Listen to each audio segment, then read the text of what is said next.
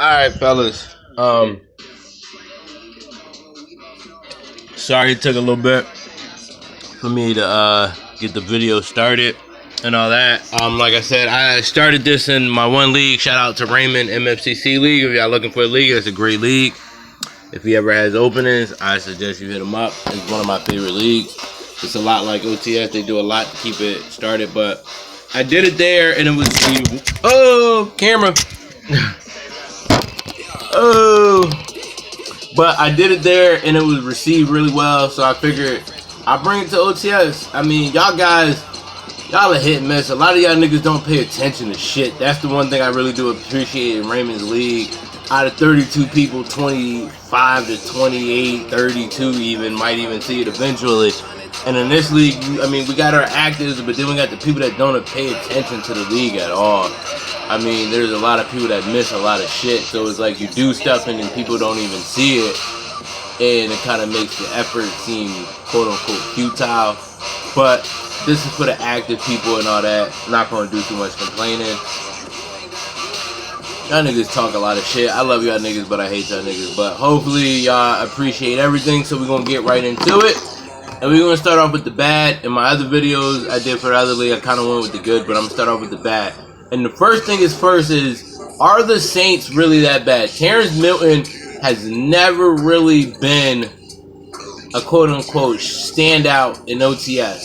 And I mean, I understand he might have got stuck with the Saints being one of the last picks in that division, but he is playing abysmal. 38 interceptions in 7 games. Y'all do the math. Only 8 touchdowns. 49 completion percent. I mean, he's only running the ball 45 yards a game, and you would think, you know, eventually you got to start running the ball more. Ted Ginn, I mean, it's not like he's forcing the ball to Michael Thomas and the young guys like Snead and Thomas because their numbers aren't really high. But the question, I mean, are the Saints really that bad? I mean, 8 touchdowns, 38 interceptions on the season. Andrews Piet hasn't allowed the sack all year, so there's a bright spot. But I mean, the defense isn't. I mean, they got a couple guys with over 4 sacks. That's not, you know, crazy, but I mean, they're not getting any turnovers. They only have one guy with 2 interceptions, and I mean, but are the Saints really that bad? 0-7, by far the worst turnover ratio. Everything in New Orleans is just complete shit right now. I mean, if they don't get the #1 pick, this year was a total loss. I mean, you got to be tanking to get the #1 pick and to get a quarterback. And if you get the #1 pick and you don't get a quarterback, why the hell are you playing this bad? It can't just be the team. Eventually, ships get roped during the course of a season. And it just doesn't seem like any way in hell like he's going to right this ship right here. So, there's that. I mean, you know it's bad when, no disrespect to Robbie Meeks, but he drops 58 on you. That's bad. You're having a bad year when Robbie Meeks drops 58 on you. So, it's like you see the Saints on your schedule and you're just like, oh, God, man, I needed this bye week right now. So they got to get it together.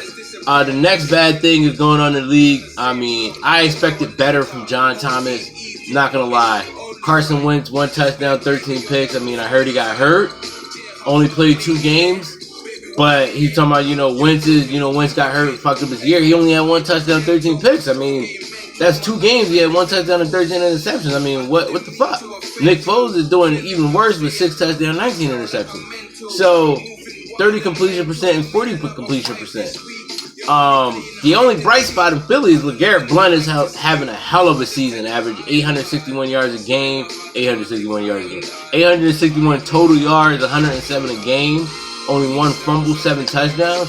But Alshon's not having a terrible season with 661, 27 catches. 82 yards a game. So they got a couple bright spots, and Brandon Graham is having an MVP type season if they had the record with 14.5 sacks already. Vinny Curry was 7.5. Philly, Fletcher Cox was 6. We knew John was gonna bring the pressure, but 2-5. We're looking at we're in week 9 right now, and he's sitting at 2-6, last in the division. The only guy in the division without a winning record. And it's like, a lot of people came into it looking like, the NFC East could be a division to be reckoned with, and John is kind of holding that back. So we'll see if he turns it around once Wentz comes back. I mean, people have adjusted to the game. So maybe once Wentz comes back, he'll be good and can make something of the season. Playoffs are all but out of the question, but maybe he'll make something of the season. Next is the Packers. Aaron Rodgers isn't having a terrible season by the numbers. He's having a terrible Aaron Rodgers season, but according to Madden, only 11 touchdowns, 7 interceptions, 6-4. But he sits at 1-6 right now. Jamal Williams seems to be the running back right now. And then he's hitting his targets. I mean, it's just some bad luck. I mean, a lot of people got to adjust. Alan Duplanter has never been one of the greatest of us guys. But, I mean, there's an adjustment period for everybody in the game. But you would think with the Packers, he would have found a way to be a factor of some sort. Not saying I looked at him and thought, oh my God, he might win a division or he could compete for a division.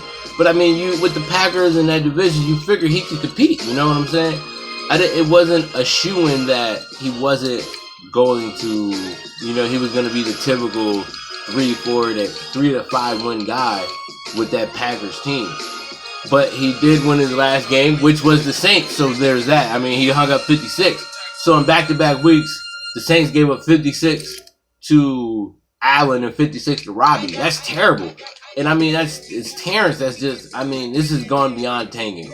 Gave up 56 to Cott, 45 to Raymond, 55 to Lenny, 58 to the Vikings. I mean, shit, it's only 2 games. Raymond and my cousin Mikey, the only 2 bums in the league that haven't dropped 50 on this guy. I mean, granted, the Lenny, the one game was forced, but as of right now, Raymond Paradis is the bum of the league. He's the only one in the league who hasn't dropped 50 on the Saints. It's come to the point that if you don't drop 50 on the Saints, something's wrong with you. And the next 3 opponents, and I will make note of this: Rodney, Tash, and Pop. All guys that can score points if given the opportunity. They can score some points. The defense is good enough. Rodney, Tash, and Pop. I'm putting the challenge out there. Putting the challenge. One, what am I going to do? I'll give one quick development player, not anybody that you think. I'm not going to upgrade one of these studs. But I will even give a challenge. This is the Terrence Milton challenge right now.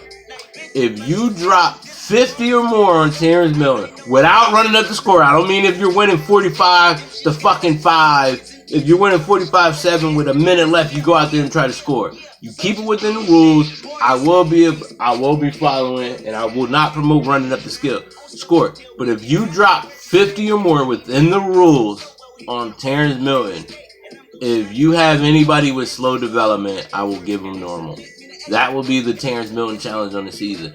So you got Rodney, you got Tash, you got Pop, you got Quint, you got Raymond, Greg, Robert, Greg again, and Rodney again. There goes y'all challenge. Anybody on your team with slow development, I will give an upgrade. If you don't have anybody with slow development, I don't want to give you quick, especially with the XP sliders I have, but I'll give one DB a +1 on speed. Doesn't seem like much, but speed is fucking 95,000 in the game. So I'll give +2 since speed is 99,000. I'll give +2 speed to one DB or wide receiver of your choice. I'll let you choose. Unless the DB or receiver already has 94 plus speed. So if they don't have 94 higher, so anything less than 93, I'll give +2 speed. Meaning if you have 92, I'll give you 94. If you have 93, I'll give you 95.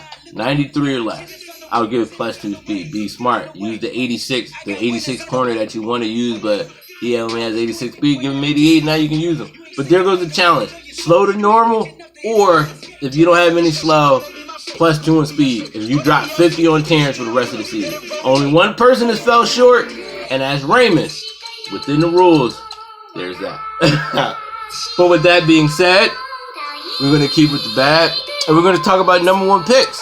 Right now, I got the Saints getting the number 1 pick. Like I said, they're giving up 50 points a goddamn game. You got to give them the number 1 pick. And I think they should go quarterback, especially if Drew Brees is retired. Even not, Drew Brees is clearly not his quarterback. I feel like they have to go quarterback. The Chiefs, I gotta get number 2 mainly because we had a user who quit. He was bad, but he ended up quitting because of some words. And then my boy Tyreek, who hasn't really been active and is on his way out. But if he's not, I'm looking. I got a replacement in mind. One of my guys from another league, my boy Ryan.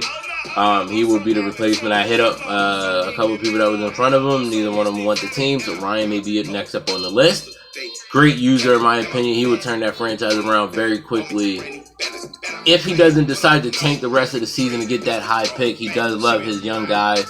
So if he doesn't tank to get that high pick, he will turn that franchise around. He will even get a couple wins on accident, not trying to, in my opinion. He may try to tank, but still get a couple wins. He's tough.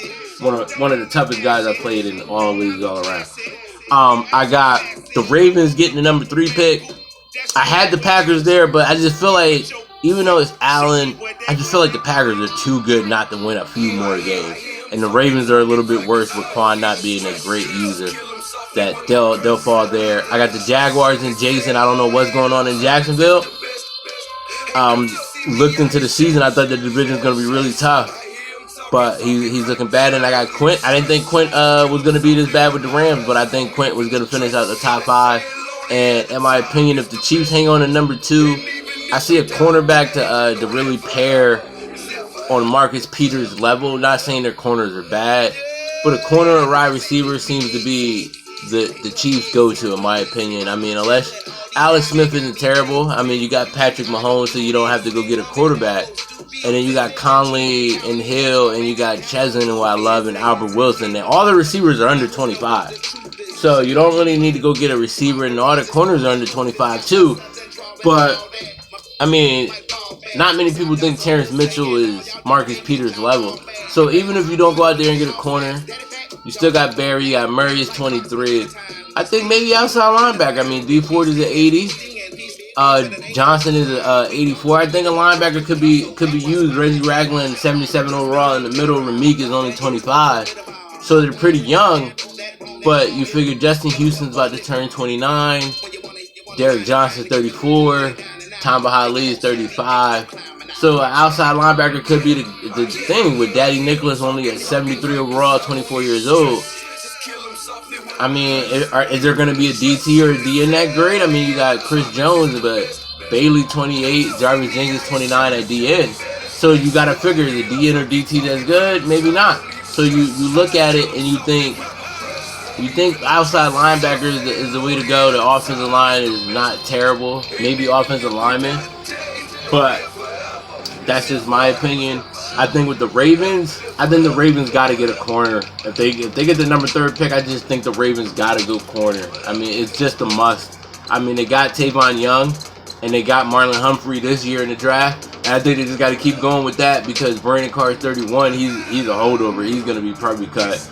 Jimmy Smith turning 30. I think, a Tavon Young, Marlon Humphrey, and a young corner triple threat option would be high and hard to pass up with the passing league that we have. Even though this Madden is a lot on running, a lot of people are still trying to figure out the pass. And once people figure out the pass, you're going to need those corners. But they also can go wide receiver because they need a lot of wide receivers in Baltimore. So Jacksonville, they're young everywhere. I don't know what Jacksonville would do. My only choice is move on for Blake Bortles, try to trade him for a mid-round pick somehow. Boost him up as much as possible. He's only a 76, 25 years old. Maybe you can get him to an 80, 81 and then dump him at the end of the season, being that he'll only be 26, and maybe somebody would see, like, all right, you got him a little bit better, and draft a quarterback because Blake Bortles isn't the answer. And last, the Rams. Like I've said in my other league, I think Rams got to go O-line or wide receiver. So that's my take on the top 5. The next topic, we're going to talk about the Niners. The Niners started off 4-0. Lost 3 in a row. My cousin Tyrese, great owner. Fucking always got jokes. Love him to death. That fam. You know what I mean? That family. But he lost 3 or 4 with the Niners, and at the end of the day, it is the Niners. I'm not acting like he shouldn't be losing these games. But he lost 3 in a row to the Colts, Skins and myself, and then he beat the Eagles last week, a game he should have won, and he won. But CJ Beathard has to be a little bit better. 12 touchdowns, 11 picks, 57 completion percent. He's not having a terrible year. He's gonna have to rely on Carlos Hyde a little bit more than 80 yards a game, I think, and that's gonna be the key. If Carlos Hyde can pick it up just a little bit to take him to the playoffs, and even out of the first round, his defense is top notch. Jimmy Ward, one of my MVP candidates, coming later. But Jimmy Ward is definitely one of my MVP candidates. I got him up there. Solomon Thomas having a hell of a rookie year. Could be defense rookie of the year. I forgot to write down my list, but I'll try to get to that in this first video. But yeah, I mean, he lost a few games in a row, tough part of the schedule. So we'll see how that plays out. But I mean, it was a little shocking to see him lose 3 in a row. I didn't think he was gonna lose to me, Blunt, and Pop. I saw him losing maybe 2 of those, maybe even 1, especially the way he was rolling. But he ended up losing all 3 of those. And he still has Imani this week. He got Chris Jones next week. So he could lose 2 more. So he could finish the first half starting off 4-0 and finish 5-5. These are 2 tough guys with better teams than this Madden teams kind of do matter. And then he still has Antonio, who's playing good this year. Jackie's playing well this year. Robbie's been hit and miss. I mean, Kenneth is Kenneth. So he has Kenneth, Robbie, Jackie after the bye week. His 6 games after the bye week, he only has 2 games that he should lose. So I can see him finishing 9-7, and 9-7 should win that division. I'm not going to say he's going to lose versus the Cardinals and the Giants, and he's going to lose versus the Texans and the Titans. I'm just saying, even if he did, he's good enough to beat Robbie. He's good enough to beat Kenneth. He's good enough to beat Jason, who's having a down year and might be playing for a pick at that time. And the same thing with the Rams. So 9-7 will get him the division crown and give him the 4th seed, as I have him predicted to get. So no knock on him. I'm just saying he's got a few tough games to come along, and that team is pretty bad. But he has to play near perfect football, and if he can do it, he can survive the season and get into the playoffs, and may even fight for a playoff spot if he can beat one of these better teams. The Redskins and Cowboys games, if you didn't see it, it was a hell of a game. Cowboys got up to 31-14 first half lead and kind of took the foot off the throat of the Redskins, which was a terrible coaching decision. And coaches changes we're not going to change the coaching staff, but approaching these games is going to go a lot differently. And that's on the onus of the head coach and the staff. Can't put that on the players. I mean, I let my foot off the gas, and that was stupid. And he came out and dropped 24 in the second half and just couldn't get nothing going. Had a couple bad boneheaded Madden plays and a couple bad hit the wrong button a couple times. And next thing you know, you lose. No excuses. Great game to Pop. Hell of a game. So there's that. So the Redskins ended up in second at 6-1 in the division. Cowboys fell to third at 5-2. It was a great game. Not going to sit here and talk about it. Dolphins on the rise. Dolphins went out in week 7, I believe. And it wasn't week 7. It must have been week 6 then, where they beat the Falcons. And the Dolphins have hit their stride. They beat the Falcons by 1 in week 6. And then they had a couple. They had a sim versus the Jets. Now, it looks like it was played. He had Robert week 7, and then, Quan week 8. Had a couple easy games back-to-back and took advantage of it. But the Dolphins are finally hitting their stride, and Cott is becoming the Cott we all thought he was. He's sitting at 6-2. He's getting the passing game going. Tannehill's getting going. Passing Lynch is getting going. He's figuring it out over there. Passing Lynch now with 13 and 14, 61 completion percentage. Jay Ajayi, MVP candidate. Julius Thomas, the tight end, is just slicing it up when it comes to receptions and yards. He's figuring it out over there. And that's the scary thing when he's starting to figure out. We all know how deadly Cott can be.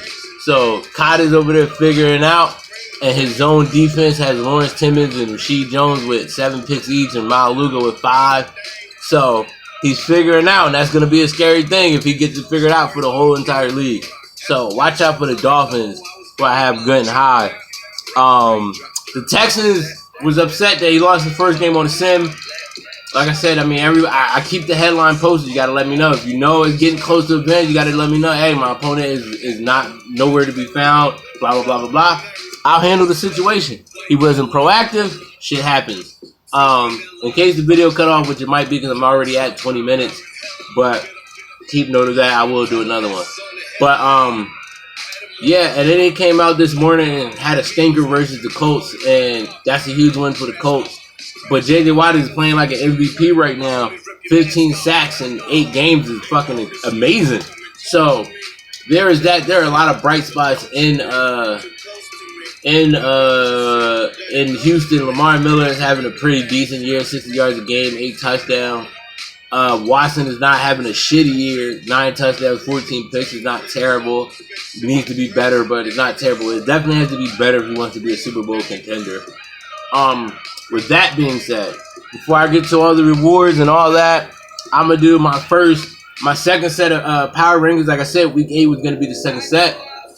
I don't know if I'm gonna be able to get through all 32 teams, but I do have my top 10 written down. And like I said, let the controversy begin. Hopefully people have time to watch the videos. But let the controversy begin. I have the Giants number 1 at 7-0. I have Miami number 2 at 6-2. I have Atlanta number 3 at 6-1. They're number 3 with the loss to the Dolphins. I had to put the Dolphins above them. I have the Bengals at 6-1 at number 4. Washington at 6-1 at number 5. I got the Bucks at 6-2 at number 6. Cowboys at 5-2 at number 7. The Vikings 5-3 number 8. Cardinals 5-2 at number 9. And the Niners number 10 at 5-3. I know a lot of these records is kind of, certain teams have bye weeks, certain teams have it. But that is my top 10 right now. If I wanted to make a makeshift top 15, I would put the Browns number 11, Patriots number 12, Titans number 13, the Raiders 14, Colts 15, Bears 16, Seahawks 17, they got a lot of Sims. Bills 18. The Panthers 19, I think they're one of the better bad teams. They're not, they have McCaffrey going off. So they'll be 19. Chargers 20. Lions 21.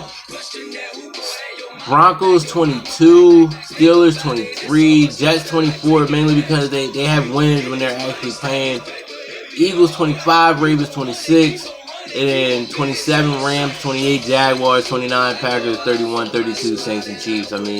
You figure out which one of these bad teams you think should be the worst. But that would be my makeshift 32. I'll have to put time in to actually look at these teams and the numbers. But I think right now, 30, 31, and 32, I would give 30 to the Packers, 31 to the Jaguars, 30 to the Jaguars, 31 to the Packers, 32 to the Saints. Jaguars, the Jaguars, who are they are. Packers just shouldn't be 1-6, and the Saints are by far the worst team in the league. Just that simple. Rams will probably be 29. Chiefs probably 28 because I just haven't really been able to find a consistent user. So there go my power rankings. A lot of people are gonna have some shit to say, especially Joshua Miller. He feels like he should not be number 4. He probably thinks he should be number 2. Miller's having a solid season. I can't hate on him in this one. He's having a solid season over here.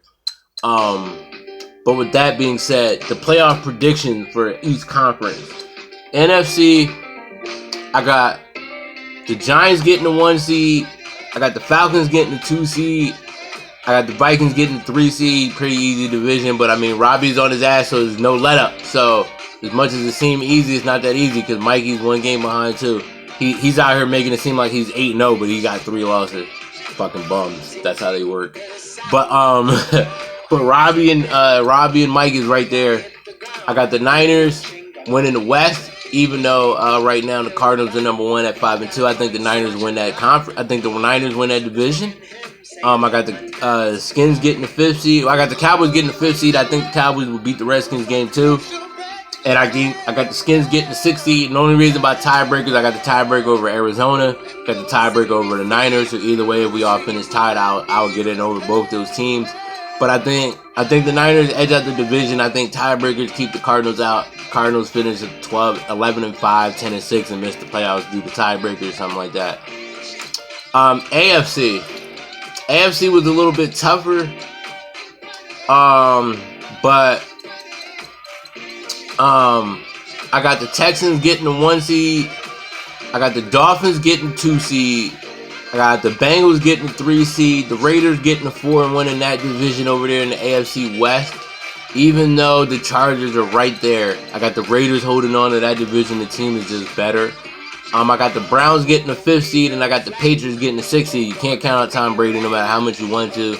Lenny was a little nervous at first about being in that division, and he's holding his own at 5-3. I don't know what's going on with Tash and the Bills. I mean, I didn't see him being under 500 at the halfway point. That's a shocking one for me. Greg Sanders, I didn't see him at 2-5 with the Broncos this part of the season. The rest is kind of what I thought it was, except for Jason. Colts is right there. Colts and Titans are my dark horses to get the spot. Antonio's having a solid year. I mean, he has a very good win over Cobb. Got to give him props. He has a couple other good wins. So he's doing what he's got to do to get it done. So Antonio is a sleeper to watch. Blunt is a sleeper to watch. And I think you can never count out Tash. And I think Lindsey might be a little sleeper to get the division. I think if he doesn't get the division, he doesn't get in. But those are my 4 to watch. Lindsey, Antonio, Blunt, and Tash. I mean, Tash can rip off 8 in a row just like that. I mean, he's sitting at 3-4. The next thing you know, you look up, he's 10-4. So maybe he can go on one of those runs where he just, he can't lose, and then there's that. Like I said, Chargers is right there. Antonio got some solid wins, and Blunt got some solid wins. So those are my dark horses in the AFC. My dark horses in the NFC. Robbie's with the Bears. I mean, he's 4-4. He got a couple sim wins. I think he only has 1, but he's 4-4. I think Robbie might be able to sneak off and win that division. I got Rodney. I don't have Rodney in the playoffs, but I do not be surprised if Rodney wins that division. I mean, he's playing great football right now with the Buccaneers. I think he could win that division. They even win a playoff spot. I mean, it's all right there. And then another dark horse, only because of the team. Kenneth is 4-3. He's got some sims. But Kenneth, I wouldn't be shocked if Kenneth, ended up winning that division just because of the fact he has the best team in the division if he can stay active. So those are my little dark horses. Some of them might not really happen, but we'll see. I mean, give me your thoughts. Like I always say, give me your thoughts. Let me know how you feel. Next, I'm going to get to the Coach of the Year. Madden has Coach of the Year in order. In order, fellas. This is the order that Madden has the Coach of the Year. They have the Dolphins number 1, Texans number 2. They have the Giants number 3, Bucks number 4, Bengals number 5. I'm gonna do a little different. I try to go off, team overall, how good you're doing with the team, record, all that. For me, I have Bill O'Brien and the Giants number 1. Mad respect, I have Josh Miller and Marvin Lewis number 2. I have Kyle Shanahan and Tyrese at number 3. I have Cott, and he got a fake coach, Demetrius Turner, at number 4. I got the Falcons and Dan Quinn at number 5 at 6-1, and I have Houston, who they had number 2. I got Houston number 6. I mean, it's all about what have you done for me lately. Even though it was a sim, he's on a 2-game losing streak. The other guys, Niners just came off a win. Bengals are rolling. Giants are rolling. Dolphins are rolling. And the only loss to the Falcons were to the Dolphins. So there's that. That is my top. MVP. I didn't do Defense Rookie of the Year, and I'll do some more previews if I got time. But MVP right now, Matt has Coleman number 1, Ajayi 2, Watt 3, Turbin 4, Dalvin Cook 5, McCaffrey 6. Gordon 7, Jimmy Ward 8, Andy Dalton 9, Orland Darkwood 10. That is how Madden has it. Madden has it like that. Turbin just played, JJ Watt just played, so they might be a little bit higher than they really should be. I got a little bit different. Just a little bit. Andy Dalton has 18 touchdowns, 10 picks, and has that team at number 1 because he hasn't, 1,800 yards. He hasn't thrown for, crazy numbers, crazy touchdowns. He's only 9. In a league full of running, in a league where people are struggling to get the pass, 18 touchdowns, 10 interceptions, when everybody in the Madden community is complaining about Andy Dalton, he has the red rifle, literally being the red rifle. He's number 1 in my MVP. If the season ended today, and I'll look into it, if I can give an MVP trophy, I would give it to Andy Dalton. I'll look into, how much trophies and shit like that are, and, maybe give some MVP Coach of the Year type trophies out to people. But I'll look into all that at a later date in Google. But Andy Dalton will get my MVP trophy. Second, I got Jay Ajayi, 785 yards, 9 touchdowns. Third, I have Tevin Coleman, 900 touchdowns, 900 yards, 10 touchdowns, leading the league in both categories. They're tied. Fourth, I got Christian McCaffrey. I mean, as a rookie to have 870 yards, 9 touchdowns. Despite the 3-5 record, he's not completely out of the playoffs or the division. I got him fourth. And tied for fifth, I have J.J. Watt and Jimmy Ward for MVPs. Not defensive, talking about straight out MVPs. J.J. Watt with 15 sacks this early in the year. Jimmy Ward with 50 tackles, 10 picks, 3 forced fumbles. I give respect where respect is due. And those guys on the defensive end are fueling their teams to great records. So, in my opinion, those are my top 5. You got Dalton number 1, Jay Ajayi number 2, Coleman number 3, McCaffrey number 4, and then Watt and Ward number top 5, which means according to Madden, Dalton jumps all the way to jumps up 8 spots to number 1 as he stands at number 9. Watt falls down a couple spots to 5. Jimmy Ward jumps up a few spots. McCaffrey jumps up a couple spots. Jay Ajayi stays the same, and Coleman drops down a couple spots. I'm all about debate. A lot of people will argue this, but we'll see what it is. The Rookie of the Years, I'm going to do a little different than Madden does it. I'm just going to do one Rookie of the Year, one Defense Rookie of the Year, and I will give upgrades according. I don't know how I'm going to give upgrades for rewards. I'm going to figure out some system that doesn't make it crazy, because you're already going to get a lot of XP for winning these awards. But even though you get it in Madden, I'm going to do a little separate thing where I might give you a little boost in a certain category for your player. I don't know what that will be. I don't know if I would discuss it with the admins or not, because this is going to be my thing for the league, and shout out for everybody working hard to do what they do. So I'll give a little upgrade. I don't want to go crazy on the speed thing. Everybody loves speed, even though speed is difficult to get up. Speed might be the thing. For defensive linemen, it might be strength, because I saw strength was like fucking insane to get up on defensive linemen. But yeah, with that certain player that you the MVP with, Offensive Rookie of the Year, whatever, I will find a stat that is crazy to get up and put that up. Like I'm looking at right now, throw power for Dak is 14,000. That's not crazy. Acceleration and speed is a little high, but I mean, you don't really need your quarterbacks to be faster. So I'll find out something to put up on these players, maybe a trait, something like that. I know speed for a lot of the skill positions or that. I don't know if I'm going to do it for every position, like D lineman, D-end. I mean, D lineman of the year, linebacker of the year, corner of the year, kicker of the year. Might do something special for kicker of the year. Kicking is still, I mean, it's not as difficult as it used to be, but kicking is still pretty difficult. I might do something for kickers of the year, maybe give them like +1 to kick power, +1 kick power, +1 accuracy, something like that. I might do something like that. Offensive lineman is basically whoever's the best lineman, so I can't really mess with that too much. But linebacker of the year usually just goes to the player with the most picks.